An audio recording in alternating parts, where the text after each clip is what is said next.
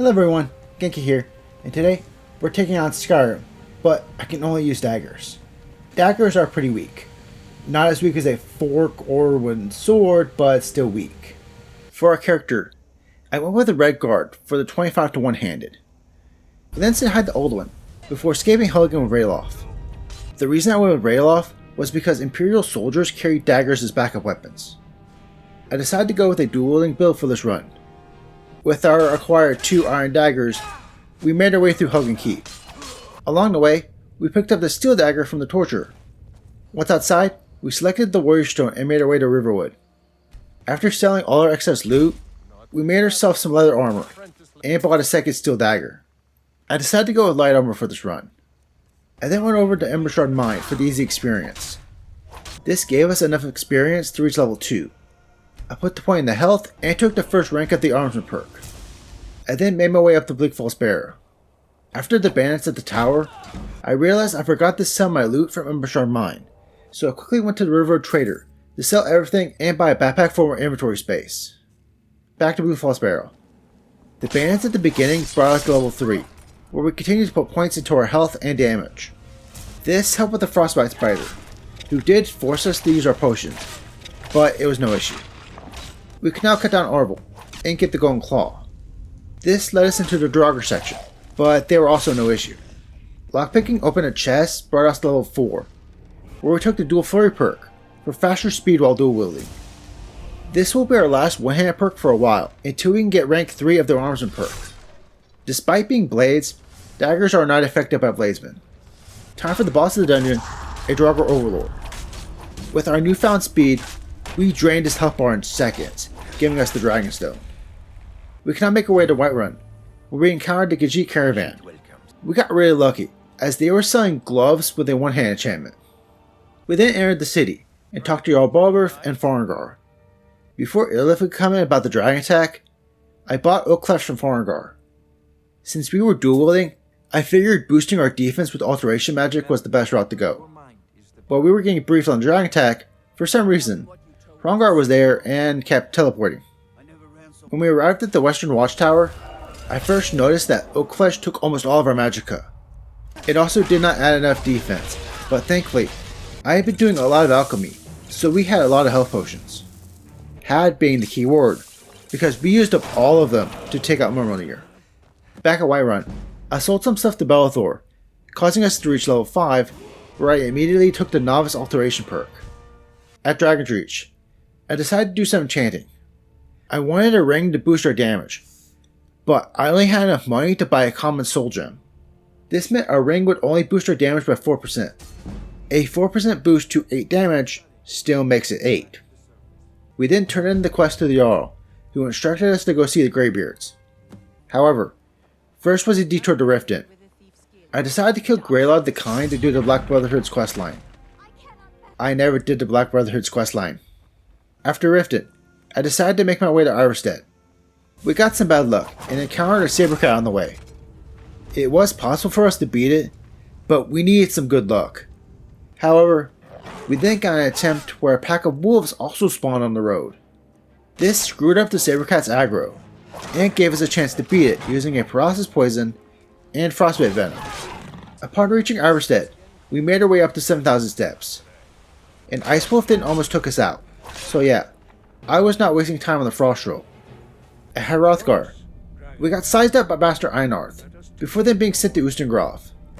We first went back to Whiterun. I bought the Tome for Stoneflesh from Farengar, but I then discovered it cost 165 magicka, so we'll need to keep using Oak Flesh until we get Apprentice Alteration at 25 Alteration skill. On to Ustengrav. While I was working on our alchemy skill, I made some poisons of damage magicka regen, because I heard they were good to sell. However, I never sold them. Instead, I decided to use them on the mages.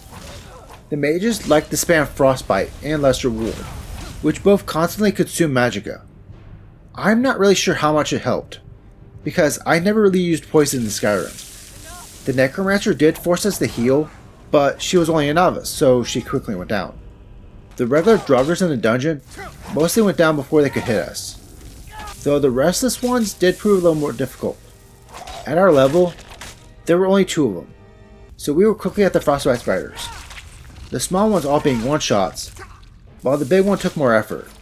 This allowed us to go into the next room, where we could intentionally fail the quest. Back at Whiterun, I discovered the blacksmith now had an orcish dagger, an upgrade from our steel daggers. I then went to Winterhold. Since I was going with alteration magic, I wanted to have access to Tolfdir, a master alteration teacher. Originally, that was all I was going to do, but then I decided to do the Mage College questline. I could have continued with the Dark Brotherhood or maybe did the Thieves Guild. Both very appropriate for a dagger playthrough, but no. Here I am at Saarthal doing the Mage College questline.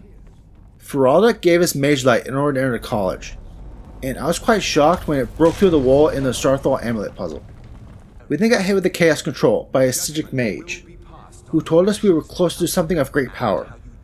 After plowing through waves of Draugr, we uncovered the Eye of Magnus.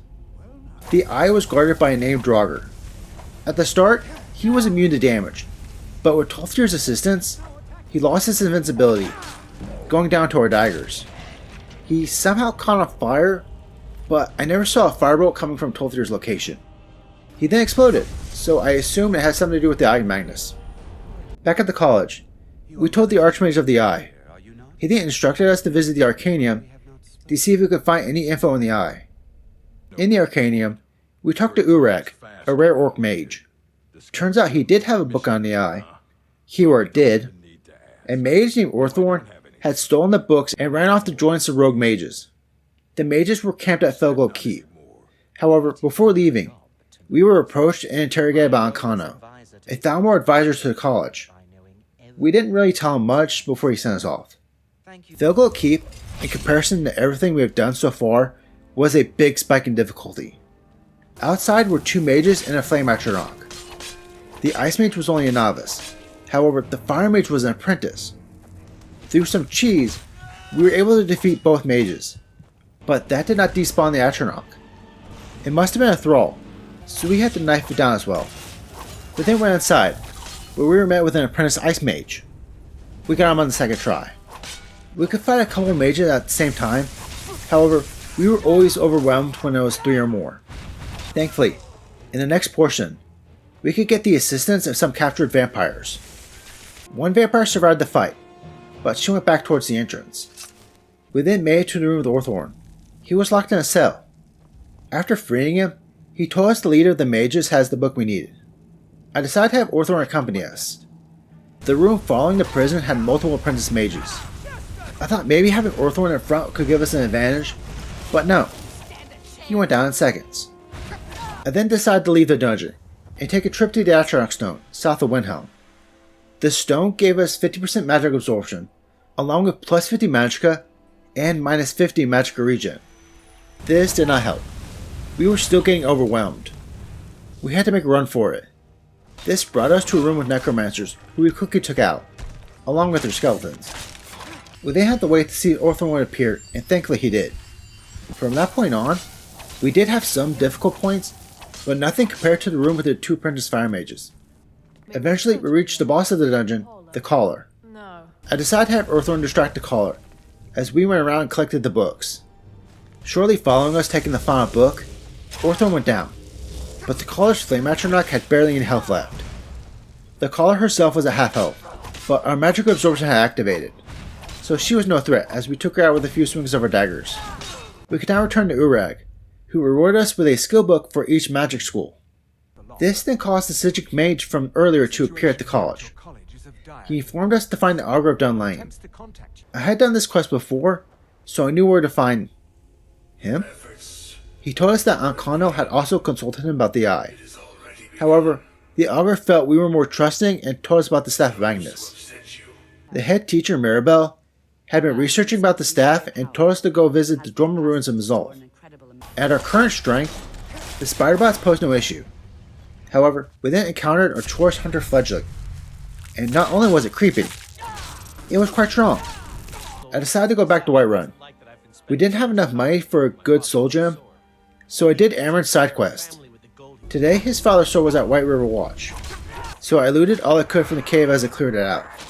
This gave us enough money for 2 greater soul gems, which I used to put frost enchantments on both of our daggers. However, when we returned to the shores, The damage boost was welcoming, but dual wielding was not the answer. We actually needed to bring out the iron shield we had been holding onto in order to shield bash and stun the Chorus, causing it to get in less hits as we finally took it out.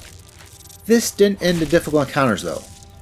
We also now had to power through 2 normal Choruses and 3 separate encounters with Dwarven Spheres. By the way, the Dwarven Spheres resist frost damage. We then got into the Thalmor section of the dungeon, but they were not as dangerous as the Chorus, thanks to both our magic absorption and a necklace of frost resist we found back at Ustengrav. We then found a Dwarven Dagger. I wonder if it's a guaranteed spawn. I still kept with our current setup since the enchantments made them stronger. Despite Thalmors being snow elves, they still took plenty of damage from our daggers.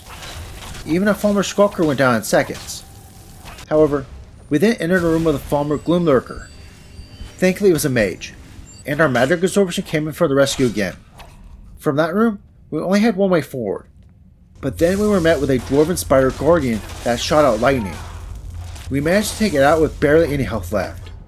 This thing gave us access to a key for a door in the previous room, and a sword with a shock enchantment. By opening that door from earlier, we knocked to Paratus Decimus, a Scion mage. He led us to a room with a Dwemer puzzle. Using flames and frostbite, we needed to align the lights with mirrors on the ceiling. This created a map of Skyrim with 2 locations, one being the college where the eye is currently located, and the other Labyrinthian. Before returning to the college, I went back to Whiterun and put that shock enchantment on our Dwarven Dagger. I then swapped out our Steel Dagger, putting our Orcish Dagger on our left and the Dwarven on our right. Upon returning to the college, we found that Ancano had made the eye unstable. Along with the Archmage and Maribel, we tried to stop Ancano, just for an explosion to happen, crippling Maribel and killing the Archmage. This also caused magic anomalies to spawn in Winterhold. I managed to get Feralda and Arnold Gaines help. Feralda attacked the anomalies with Lightning Bolt, while Arnir chose the ancient magic of Fisticuffs. These things had a lot of health. We were forced to single wield our Dwarven Dagger, and have healing on our offhand, but with mostly Feralda's help, we defeated all the anomalies. We needed to now head to Labyrinthian to retrieve the Staff of Magnus. The outside was covered in frost trolls, who we completely avoided. Inside, we encountered the astral projections of the Archmage and his companions. Our first common encounter was, of course, a group of skeletons, along with a frickin' skeleton dragon. We proceeded to get overwhelmed by skeletons. What I ended up doing was running to the other side of the room. This caused the dragon to lose aggro, but not the skeletons, allowing us to easily take him out. Once their numbers had thinned down, we could finally approach the dragon and take it out. The dungeon following this point was filled with Draugrs, including super strong Draugr Whites. There was one Draugr White which took us 5 to 6 tries. It was nuts. We then encountered a troll, not once, but 3 times. Thankfully, Spellflesh was enough to help us survive their attacks. We also encountered a Wisp Mother, who did require a second try, and these weird spectral Draugrs. However, we then came across the spectral Draugr Death Lord, a Death Lord. There was no fighting fair with this thing. On the sides of the Death Lord's throne, there was a stairs and a ledge. By hopping up and down the ledge, we could manipulate the Death Lord's pathing, giving us chances to attack and heal. It took us 5 minutes to take out the Death Lord, mostly because we ran out of potions and had to use healing. Following the Death Lord, we were ambushed by more spectral Draugrs, including a Draugr Scourge who summoned a Frost Atronach. I decided to make a run for it, running past the Draugrs and into the main chamber of the dungeon. Our target was currently being held in a magical prison by a couple of enthralled wizard ghosts. By taking out these ghosts, we could free the Dragon Priest, Mordecai. The only real danger from Mordecai was his lightning cloak. He otherwise chose to attack using the Staff of Magnus, which only damages our magicka. We did have to back off and heal, but Mordecai was not scary in the slightest, and went down faster than the Death Lord. Mordecai, along with the Staff of Magnus, dropped his mask, which gives a 100% boost to magical regen. I decided to wear it, not only for the drip, but because it offset the minus 15% magical regen of the Atronach Stone. With the Staff of Magnus now in our hands, we could absorb the power of the Eye of Magnus, allowing us to attack Ancano, who went down in literally only 8 swings. This made us the Archmage, and while I couldn't use the robes, We found a second dwarven dagger in the Archmage's quarters. We then enchanted it with absorb health, which we got from one of the weapons of the spectral Daggers and Labyrinthian. We then returned to the college, because we could now have full access to a Christian Club quest I found out while filming this run. By talking to Arnold Gain, the Master Hidden Hand Mage, he will first send us on a quest for 10 Dwarmer cogs. I decided to head back to Mazolth. The enemies we took out had disappeared, but the dead dwarven machines that were already dead when we found them were still there. By going through all the robots and containers, we were able to find all 10 of the cogs Arnold needed. Arnold will now tell us he's having issues with Inthir. Inthir will not give Arnold a package until he pays for it, and Inthir does not want money. He wants a staff. This is a Radiant quest, and the staff this time happened to show up in a tower in Falkreath. The only enemy in the tower was a Necromancer Adept, so we quickly took her out. This rewarded us with the Staff of Tandil, which we gave to Inthir for a warped soul gem. The soul gem was apparently so warped, it wasn't capable of holding souls.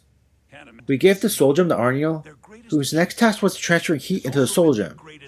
He revealed that he was trying to investigate the disappearance of the dwarves. Using the cogs, Arniel was trying to make a dwarven convector in order to heat up the soul gem and purify it. The device broke, so he now needed us to go find 3 different convectors to purify the soul gem. The devices, though, will not heat up the soul gem on their own, so Arniel gave us a flame spell that is so weak it's not combat viable.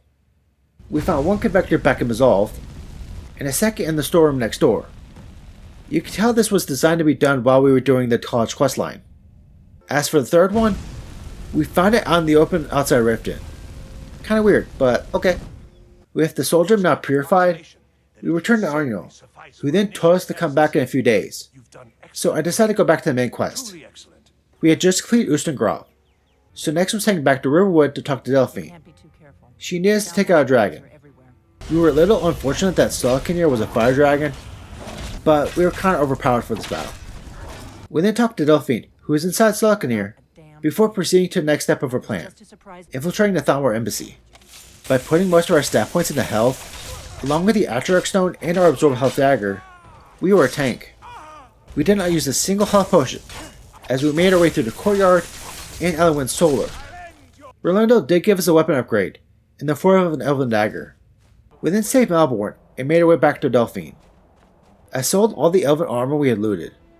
You might be thinking that Elven armor would be an upgrade to our leather armor, but it's not. I don't have footage of it, but even reinforced in Moonstone, the Elven armor had the same armor rating as our leather armor. I kept the leather since it matched with Mordecai. I then used the money to pay for alteration levels, getting us up to 46 alteration. I decided it was time to check up on Arniel. I had to first Google where he was, because he refused to return to his bed. He had moved over to the Hall of Continents. Apparently he was having problems with Inthir again. By talking to Inthir, he revealed that he did not have the package. It got lost as it was in transit from Morrowind. We needed to find the courier. This was another Radiant quest. This time, we were sent to Mara's Eye Pond. After taking out a few mud crabs, we found a door on a small island in the middle of the pond. Inside were a couple of vampires. They were just your base vampire fletchlings, so they were no problems. We then found the now dead courier in a cage, and he was holding none other than Keening, the legendary dagger from Elder Scrolls 3 Morrowind, trademark. However, what stuck out the most was what was in the loot chest. Inside, we found a ring of blocking and a necklace of blocking. By giving Keening to Arniel, he will then use it to strike the warp soul gem. At first, nothing seemed to happen, but then, as he did his third round of strikes, Arniel vanished, giving us the power to summon his ghost and Keening. There was a problem with Keening though. You notice how there's no charge bar despite Keening having an enchantment? Well, Keening's enchantment is broken. It cannot be used, making Keening equal to an unenchanted Elven Dagger. Next step in the main quest was the Rift and Rotways, but it was no different than the embassy, meaning in no time we picked up Esbern and were out of the Ratways. Before leaving Riften though, we made sure to take out Shivari for a second Elven Dagger. Now we had to head to the Reach, in order to get to Skyhaven Temple. We were currently using Keening and an Elven Dagger we gave a shock enchantment. The guaranteed dragon this time was a Frost Dragon. It refused to land, so we had to wait and let the Forceborn get the dragon to half health, forcing it to land. We then proceeded to die a lot. I tried to lure Esbern and Delphine over to the dragon, just for the dragon to start flying again. Hey, that's not fair.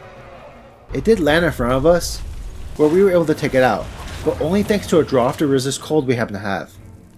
We then struggled our way through the Forsworn, and into Karspire, and then Skyhaven Temple, where in the chest in the front, we found an Orcish shield of extreme blocking. Todd, is this a sign? We then listened to Esbern tell us how we need a shout to defeat Alduin, so we're back to High Hrothgar, where we had to convince Arngir to let us see Paarthurnax. I decided to try out the dagger and shield build, since we now had 3 items with block enchantments. At the top of the third of the world, Paarthurnax informed us we needed an Elder Scroll to get the shot to beat Alduin. We had full access to the college, but I remember from my last run where to find Septimus. I decided to try the Dwarven dungeon alone. If we needed backup, we could summon Arnul. Our daggers were pretty strong for the spiders. But then we hit our first Dwarven sphere encounter. We were currently level 18, and because of that, we had to fight 2 spheres. Thankfully, our Elven dagger was enough for the job, and we only needed to use 1 health potion. We then plowed through the dungeon until we reached the area with the Thalmor. The normal Thalmor were only slightly stronger than the spiders. In other words, they were no match for our Elven dagger. When we reached the area with the Thalmor Skulker, I tried to summon Arnul, but the spell didn't work. I originally thought there were more steps to summon him, but that was not the case. You see, our magic absorption is consuming the spell, causing it to fail. I didn't have the ability to change standing stones right now, so I decided to proceed on. The Thalmor Skulker decided it was going to spam sparks, but our magic absorption had activated, so it was having no effect. Except on our eyes, as we took out the 2 normal Thalmor. We had to heal twice during the fight, but with our magic absorption still active, we were able to take out the Skulker. Past that, we had another scuffle with some normal Thalmor and a Frostbite Spider, taking us to level 19. We could not just rush them. We had to back up and lure them away, in order to fight them more fairly. We switched back to dual wielding with our absorbed health dagger, which improved the fight greatly. We could now make our way to the next room, past the Dwarven's Chariot and into Blackreach. We avoided the Dwarven Sphere, as it's a lot stronger than the ones at the beginning, and made our way to a Tower Bazaar, where we retrieved the Elder Scroll. With the hardest battle and the challenge coming up, I made a trip to Dragon's Reach, where I put a one-hand enchantment on our bracers, boots, a new ring, and an amulet. Time for Alduin.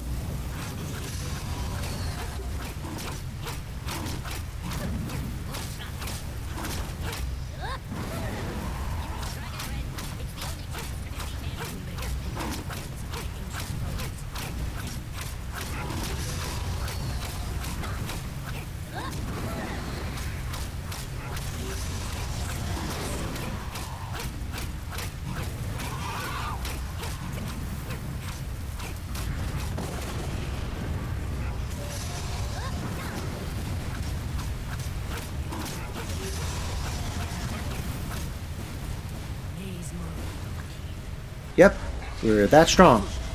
Next up is the Peace Council. But it was there I realized that I was close to 50 alteration. I took a quick trip to Fort Greymoor, which gave us enough experience to hit 49 alteration. I then used Tolfir to get us up to 50 alteration, where we could buy the next armor spell, Iron Flesh.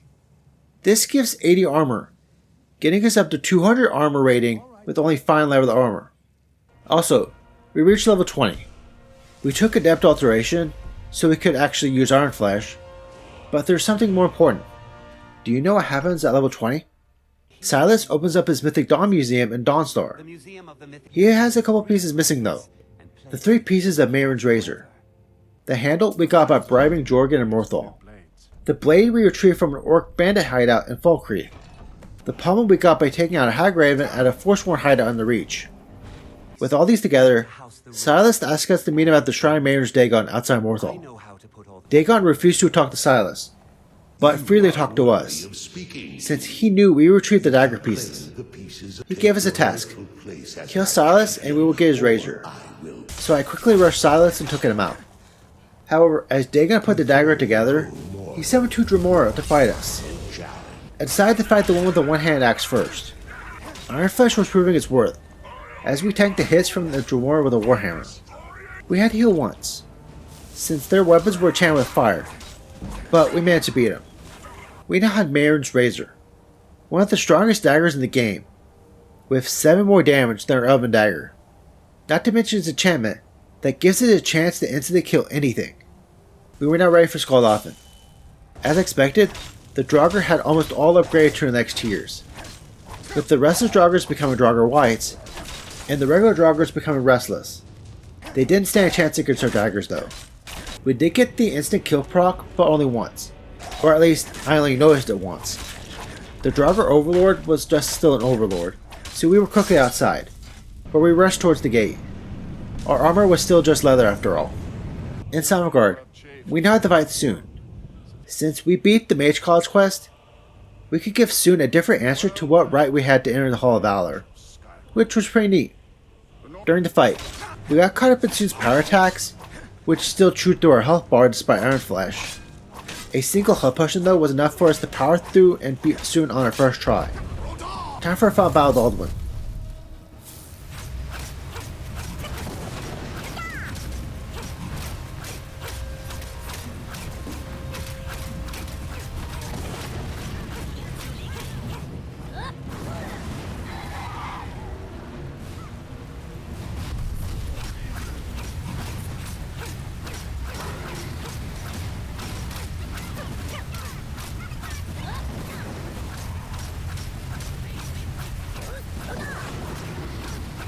We did not get a single instant kill proc the whole fight.